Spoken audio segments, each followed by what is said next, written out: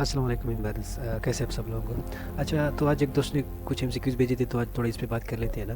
आप लोग भी कुछ सीख लेंगे इससे। अच्छा, तो पहला क्वेश्चन है हमारे पास, which of the following is 1 billion. कह रहे हैं कि इनमें से कौन सा 1 बिलियन है। ठीक है, तो पहले तो आप ये कुछ बातें सीख लें कि हमारे पास 1 मिलियन क्या होता है। ठीक है, 1 मिलियन जो होता है ना, वो हमारे पास होता है 10 लाख। ठीक है, 10 लाख मतलब इकाई दहाई। ठीक है, इसको थोड़ा लिख लें, इकाई दहाई सैकड़ा हज़ार 10,000 लाख 10 लाख। ठीक है, ये हमारे पास क्या है, ये जो है ना, ये हमारे पास 1 मिलियन है। ठीक है, 1 मिलियन, यानी 1 मिलियन जो बराबर मतलब 1 मिलियन जो होता है ना, ये हमारे पास किसके बराबर होता है, ये हमारे पास होता है 10 की पावर।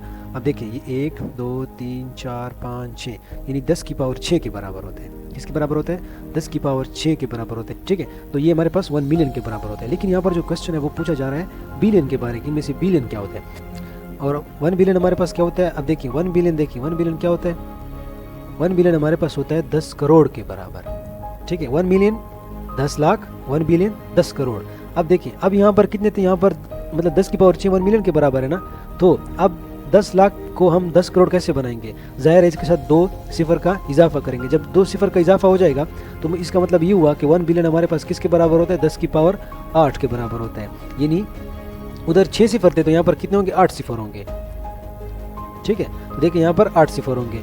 मतलब अगर आप देख लें, ये हमारे पास होता है इकाई दहाई सैकड़ा हज़ार 10,000 लाख 10 लाख करोड़ 10 करोड़।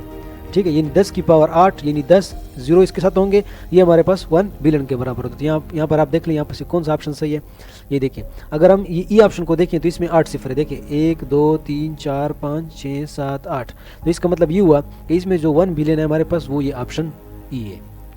ठीक है, और जो हमारे पास ये जो ऑप्शन ए है ना, ये हमें दिया गया है 1 मिलियन। अगर 1 मिलियन का पूछते तो हमारे पास ऑप्शन ए सही था, लेकिन ये बिलियन का पूछ रहे हैं तो ऑप्शन ई सही है हमारे पास। ठीक है, तो इंशाल्लाह इसकी आप लोग को समझ आ गई होगी। नेक्स्ट क्वेश्चन की जानब जाते हैं, ये तो सिंपल क्वेश्चन था। अच्छा, नेक्स्ट क्वेश्चन है हमारे पास कि if we subtract the smallest 2 digit number. कह रहे हैं कि 2 हिस्सों वाला नंबर, 2 हिस्सों वाला नंबर मतलब जो 10 है, ये 10 है ना, ये 2 हिस्सों वाला है। 2 हिस्सों वाला का क्या मतलब, देखिए इसमें 1 है और दूसरा 0 है। ठीक है, कह रहे हैं कि सबसे स्मॉलेस्ट 2 डिजिट नंबर। अब अगर आप लोग देखें, ये जो है ना हमारे पास, फॉर एग्जांपल ये 9 जो लिखा है, अब ये नंबर है लेकिन ये 1 डिजिट नंबर है। क्या है, 1 डिजिट नंबर है। लेकिन अगर आप 10 को देखें तो ये 2 डिजिट नंबर है। ठीक है, इसी तरह आप आगे बढ़ते आए, बाकी सब तो 2 डिजिट नंबर है ना। कितने तक 2 डिजिट है, 99 तक। ठीक है, इस फिर क्या शुरू होता है, इसके बाद हमारे पास 100 शुरू होता है। तो 100 के बाद अब देखिए 100 में कितने इंच है, 100 में 3 इंच है। मतलब इसमें 1 डिजिट है, इसमें 2 डिजिट है, डिजिट मतलब हिंस है। ठीक है, इसमें भी 2 है लेकिन इसमें 3 है। तो इसका मतलब ये हुआ कि सबसे जो स्मॉलेस्ट 2 डिजिट नंबर है वो हमारे पास 10 है, और सबसे जो लार्जेस्ट 2 डिजिट नंबर है वो हमारे पास 99 है। ठीक है, अच्छा, तो पहले तो उम्मीद करता हूँ इसकी आप लोगों को समझ आ गई होगी। अब जो है थोड़ा मैं आपको कुछ और चीज़ें सिखा देता हूँ यहाँ पर, फिर क्वेश्चन की जानब जाते हैं। तो यहाँ पर मैं इधर स्मॉलेस्ट लिखता हूँ और इधर लार्जेस्ट लिख लेता हूँ। ठीक है, तो पहले हम किससे शुरू करते हैं, मतलब 1 डिजिट से शुरू करते हैं। ठीक है, तो आप लोग फॉर एग्जांपल स्मॉलेस्ट में ये जो 1 डिजिट में स्मॉलेस्ट जो है ना, वो है हमारे पास 1। ठीक है, और जो सबसे लार्जेस्ट है 1 डिजिट में वो 9 है। इसी तरह जो 2 डिजिट में सबसे स्मॉलेस्ट है वो 10 है, और सबसे जो लार्जेस्ट है वो 99 है। इसी तरह जो 3 डिजिट में सबसे स्मॉलेस्ट है वो हमारे पास 100 है, और सबसे जो लार्जेस्ट है वो 999 है। क्योंकि इसके बाद अब देखिए, इसके बाद अगर मैं एक का भी इजाफा करूंगा तो ये हमारे पास 1000 हो जाएगा। तो मतलब ये हुआ, अगर 1000 हो जाए तो वो तो 4 हिस्से हो गए ना। हमने बात करनी है 3 हिस्सों की। तो 3 हिस्सों में सबसे लार्जेस्ट ये वाला है, सबसे स्मॉलेस्ट ये वाला है, सबसे लार्जेस्ट ये वाला है, सबसे स्मॉलेस्ट ये वाला है। इसी तरह 4 हिस्सों में सबसे लार्जेस्ट हमारे पास 9999 है। ठीक है, तो इसकी इंशाल्लाह आप लोग को समझ आ गई होगी। अब क्वेश्चन की जानब जाते हैं।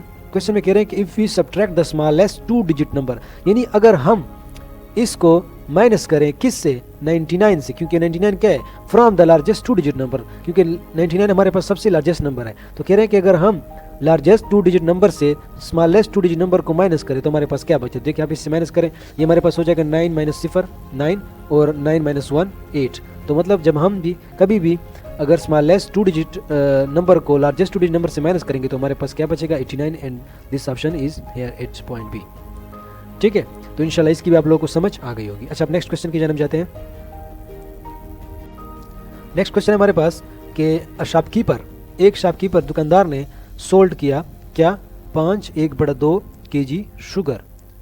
ठीक है, और 4 1/4 kg मेज मकई, ठीक है, एंड 10 × 3/4 kg फ्लोर आटा, ठीक है। अब देखिए मतलब इसने ये आज जो है ना मतलब इसने सेल किए, ठीक है, 5 1/2 kg शुगर, 4 1/4 kg मेज़ और 10 × 3/4 kg फ्लोर इसने आज के दिन सेल किए। तो कह रहे हैं कि 3 कस्टमर को इसने सेल किए। तो कह रहे हैं कि how much did he sell in all, कि आज इसने कितना केजी बेचा है, आज इसने कितना केजी बेचा है, ठीक है। अच्छा तो अगर आप लोग को याद हो, चलो इसको तो साइड पे कर लेंगे, इसका तो कोई लेना देना नहीं है, हमने तो सम अप करना है कि इसने कितना आज बेचा है। तो कल ये अगर आपने देखा हो तो थर्ड टेस्ट का सोल्यूशन था, उसमें मैंने आपको बताया था कि इसका क्या मतलब होता है। इसका मतलब ये होता है, तो ये मैंने उस दिन भी आप लोगों को बताया था, इसका मतलब होता है कोशंट, इसका मतलब हमारे पास होता है रिमाइंडर, और इसका मतलब हमारे पास होता है डिवाइडर। अब आप इसको सिंपल लफ्ज़ों में कैसे लिखेंगे? सिंपल लफ्ज़ों में इस तरह की चीज़ों को लिखने का जो तरीका है वो ये है कि कोशंट मल्टीप्लाई बाय डिवाइडर जमा रिमाइंडर डिवाइडेड बाय डिवाइडर, ठीक है। अब इसका मतलब क्या हुआ, देखें 5/2 को मैं इस तरह की चीज़ में लिखता हूँ। अब देखिए इसमें कोशंट हमारे पास 5 है ना, तो देखिए मैंने ऊपर 5 लिख लिया, फिर डिवाइडर हमारे पास 2 है तो मैंने मल्टीप्लाई 2 लिख लिया, ठीक है। अब इधर प्लस का निशान है ना, प्लस रिमाइंडर, तो रिमाइंडर हमारे पास 1 है, ठीक है। फिर नीचे डिवाइडर लिखा हुआ है, तो डिवाइडर हमारे पास क्या है, देखिए डिवाइडर हमारे पास 2 है ना, तो देखिए मैंने लिख लिया। अब आप इसको सिंप्लीफाई करें, 5 दूनी 10 जमा 1 डिवाइड बाई 2 यानी 11/2। अब यही 11/2 जो है ना असल में क्या था हमारे पास, ये इस फॉर्म में लिखा गया था 5 1/2 kg, ठीक है। मतलब आज इसने 11/2 kg जो है ना चीनी बेची है, या अगर आप दूसरे लफ्ज़ों में लिखें यानी 5 × 1/2 kg आज इसने शुगर बेचा है। तो एक ही बात है, ठीक है, लेकिन आपने इसको इन लफ्ज़ों में लाना है ताकि फिर आपके लिए आसानी हो, ठीक है। तो अब देखिए हम एक तो ले आए ना, अब दूसरों को भी लाएंगे, ठीक है। तो अच्छा अब देखिए, अब ये वाला जो हमारे पास ये इसका जवाब हमारे पास क्या है, 11/2 kg आ गया। अब इसको भी चेंज कर लेते हैं। इसका जो सिंपल तरीका देखें, पहले पोर्शन को डिवाइडर के साथ मल्टीप्लाई करें, यानी 4 × 4 16, फिर इसके साथ रिमाइंडर को जमा करें, फिर इसके नीचे डिवाइडर को फिर नीचे लिख लें, ठीक है, मतलब 17/4 kg, ठीक है। ये भी आ गया, ये भी आ गया। अब आखिरी वाले को देखते हैं। आखिरी वाला हमारे पास ये हो जाएगा 10/4 यानी क्वेश्चन मल्टीप्लाई डिवाइडर जमा हमारे पास क्या हो जाएगा, रिमाइंडर 3 डिवाइडेड बाय डिवाइडर 4, तो हमारे पास हो जाएगा 10 4 40 जमा 3 43/4 kg, ठीक है। अब देखो हमारे पास तीनों आ चुके हैं, तीनों kg आ चुके हैं। हमें इनको सम अप करना है कि आज इस दुकानदार ने, शॉपकीपर ने कितनी सेल की है। मतलब 11/2 जमा 17/4 जमा 43/4 टोटल kg, ठीक है। अब देखिए इसको हम सम अप करते हैं। तो इस तरह करते हैं, पहले हम 4 LCM ले लेते हैं। जब 4 LCM लेंगे तो 2 वाला टेबल 4 पे कितनी बार जाता है, 2 बार जाता है, तो ये हो जाएगा 2 × 11 प्लस, अब देखिए नीचे 4 है ना, तो बस ये तो सिंपल 17 आएगा, फिर नीचे 4 है तो सिंपल 43 आएगा, ठीक है। अब देखिए ये हमारे पास क्या हो जाता है, अब ये हमारे पास हो जाएगा 22 जमा 17 जमा 43 डिवाइडेड बाय 4, तो ये हमारे पास हो जाएगा 17 जमा 43 60, 60 जमा 22 82 डिवाइडेड बाय 4।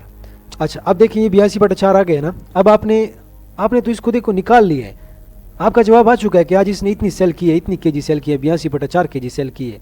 लेकिन जो इधर पेपर में जो ऑप्शन दिए गए हैं वो इस तर्ज में नहीं है, देखिए वो भी बिल्कुल उसी तर्ज में है जिस तर्ज में क्वेश्चन दिया गया था। तो आपने क्या करना है, आपने ये जो हमारे पास जो जवाब आया है इसको भी उन्हीं लफ्ज़ों में चेंज करना है जिन लफ्ज़ों में हमें क्वेश्चन दिया गया था। तो कैसे चेंज करना है देखें। अच्छा अब देखिए जिस तरह में क्वेश्चन दिया गया था, जिस तरीके से हमें क्वेश्चन दिया गया था, अब हम कोशिश करेंगे कि इस जो जवाब है उसको भी उसी तर्ज में ले जाएं।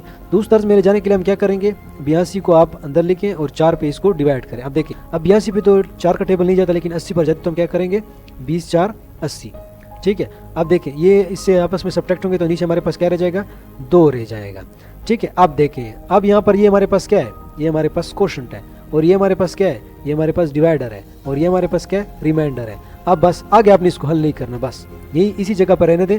अब आपने इससे वो वाला तर्ज बनाना है जिस तरह quotient remainder divided by divider, इस तर्ज में आप लोगों ने इसको लिख लेना है। अब देखें अब हमारे पास क्वोशंट क्या है, 20 है, तो देखिए मैंने लिख लिया। फिर हमारे पास रिमाइंडर क्या है, 2 है, देखिए मैंने लिख लिया। फिर हमारे पास जो है ना डिवाइडर है, वो देखिए मैंने लिख लिया है, ठीक है। अब आपका जो जवाब है वो ये भी सही है, लेकिन अगर आप लोग देखें तो ये थोड़ा सा और भी आपस में सिंप्लीफाई हो सकते हैं। तो ये अगर आपस में सिंप्लीफाई हो जाए तो देखिए हमारे पास क्या रह जाता है, ये जो है ना 2 2 और नीचे 2। तो मतलब हमारे पास क्या रह जाता है 20 इंटू 1/2 kg, यानी आज इस शॉपकीपर ने 20 इंटू 1/2 kg सेल की है। तो देखिए ये वाला क्वेश्चन जवाब हमारे पास इधर मौजूद है।